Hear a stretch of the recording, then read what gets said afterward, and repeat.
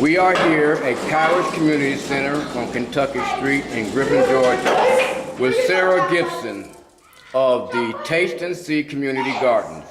Let's welcome back Miss Gibson. How are you today? I'm fabulous. How are you doing? I get better every day.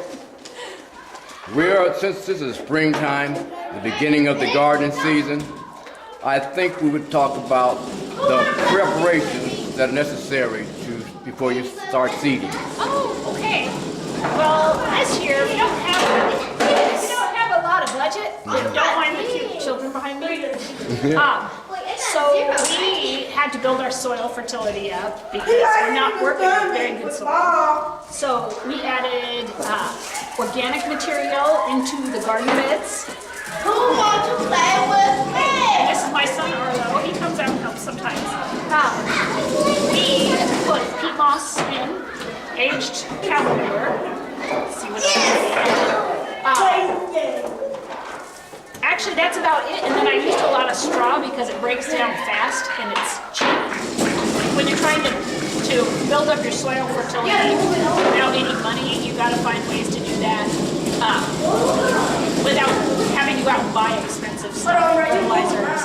Do you have a program set up for fundraising for your garden, for community gardens? This year we did. We baked fruit cakes and sold those, and we were able to raise enough money to buy fruit trees. We got a donation, some grant money, and I was able to purchase the peat moss, which is really a good because it holds moisture. Once you water it in, you won't have to water as frequently. And with the grant money, I also bought straw, and we just mulched everything. And that straw is going to rot and break down and feed the soil. Another thing we did was to plant peas and beans in the fall. And when they were done producing, I just put them down and put them in the garden bed. And that's a free source of nitrogen and organic material. And the kids got to eat all the beans, and when they were done, we just let them die. Hardened and rot right in place. I didn't take them out, left them in the ground, and everything that was planted in the beds where the peas were are doing right now. So that's a very affordable way to build up the soil without spending money. I was out here earlier looking at some of the things that you had started. In the middle one, I think it is the one that just started the planting. Get some paper right there. The middle one right out here. Okay. Let's see if I can see. Oh yes. That's the one Sabrina said that you had just started that one there. What are you growing in there? Well, today in that one we put in tomatoes, and we're doing companion planting here because we don't want to have to use pesticides. So eggplant will go in there also. There's garlic in there. There is calendula flowers, which will keep the pests out, and you can also make skin salve out of the petals. So calendula is a medicine and will keep the pests out. Marigolds are in that bed.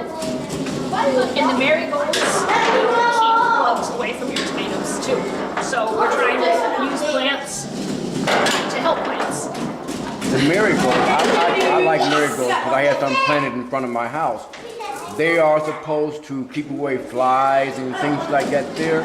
Are they good close to the ground? They will be a barrier. Yes, close to the ground. You're supposed to plant them along the borders of your gardens. And the pests won't attack the tomatoes. You know, we probably will still get some pests, but we're trying to keep it as natural and healthy since this is a children's garden. So yeah, just around the perimeter of your planting beds is how you're supposed to put them in there. So you planted these here at the beginning of the spring?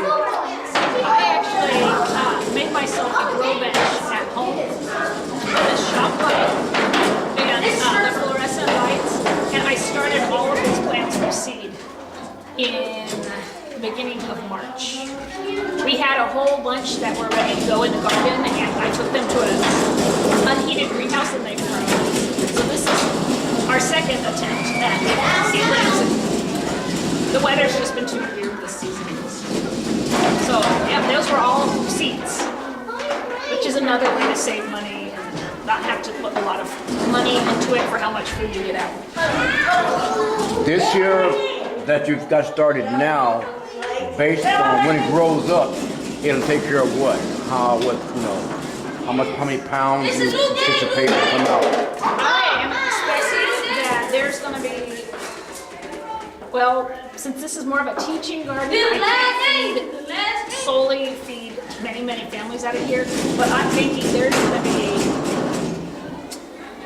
gosh, pound-wise, I'm not sure, but there's going to be a surplus for the amount of gardeners that we have coming in here. There's going to be more than enough.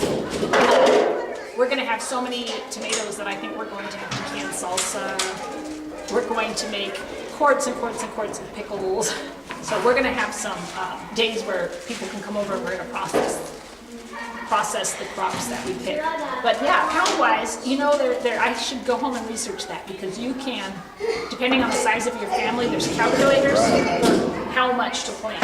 Right, I was looking at that last year when we talked before, and I was looking up to see how many pounds it takes.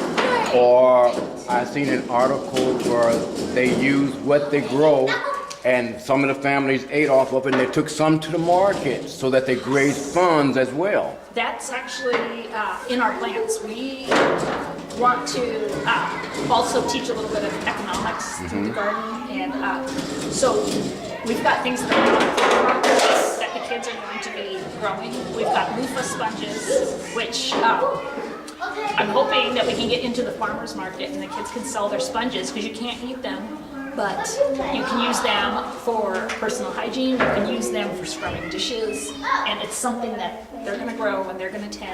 And also, we're hoping to have a successful herb garden so that we can sell our surplus herbs.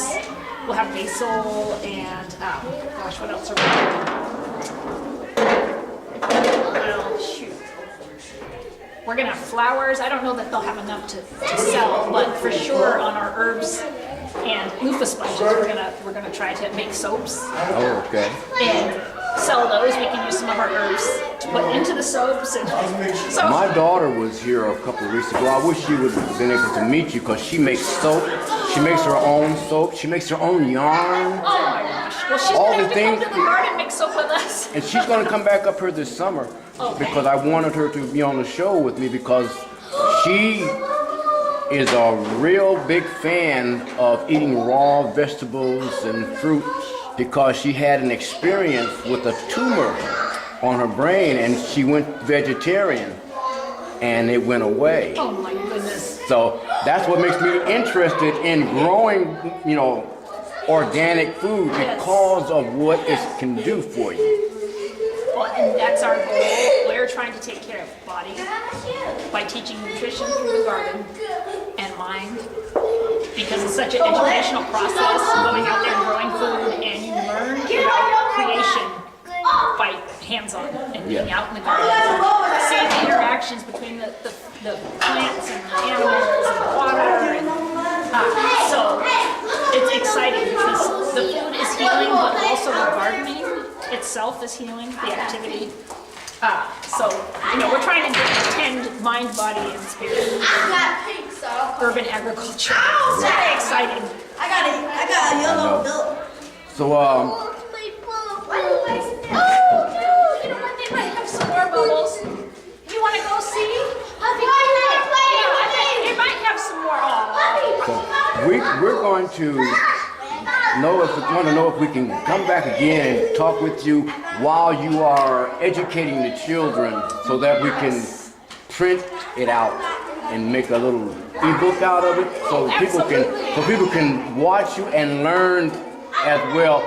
Might build the community up a little bit more to get involved. Yes, because I also, one of the educational thrusts of this garden is to say that what God's given us on site and just in this community is,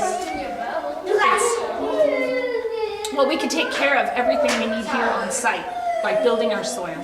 A fisherman gave me fish that he caught locally, and we clean them, and we're turning the carcasses into fertilizer for the tomatoes. Things like that. Yes. We can, all of our trellises, it's going to be the bamboo around that. And so my goal is to help educate people and learn how to do sustainable agriculture on no budget. You know, a little bit of money helps, but in this economy, it's important to be able to grow nutritious food and build up that soil fertility so that every year you're growing more and more. See, maybe this video will help you raise some funds. Well, that would be Because I'm fantastic. going to put it on my YouTube channel. So we ask people to look at Kingdom of Heaven 624 or KOH 624 on YouTube. Oh my gosh. Anything helps. We're trying to teach and learn sustainability at the same time. And so far, it went from a blank canvas to now we've got several varieties of fruit. We've got flowers galore. Now that the hot weather's here, we're transitioning out of our fall crops and pulling those out and putting in summer crops. So there's still a lot of work to be done, but it's happening. And it's going to get better every season. I thank you for this time that we have spent together. Maybe we can get together some. When are you going to be back here again? I am here, you know, for any viewers that are in the local area, I am here every Saturday from 10 o'clock to noon because past noon it's just a little too hot. So, Do you have a marker? yes, ma'am, right on that. And this is about the kids. Yes. Oh, that I don't know about that. So yes, you'll see lots and hear lots of children, but you know this. Well, truly is about them. children are us in the future. Yep. And Jesus said, don't hinder them. All right. Suffer not the little children to come unto me. So we try to keep that in mind. Yeah. So again, we thank you for this opportunity, My and pleasure. for those of you listening and looking on, tune in next time as we share the community garden with Sara Gibson.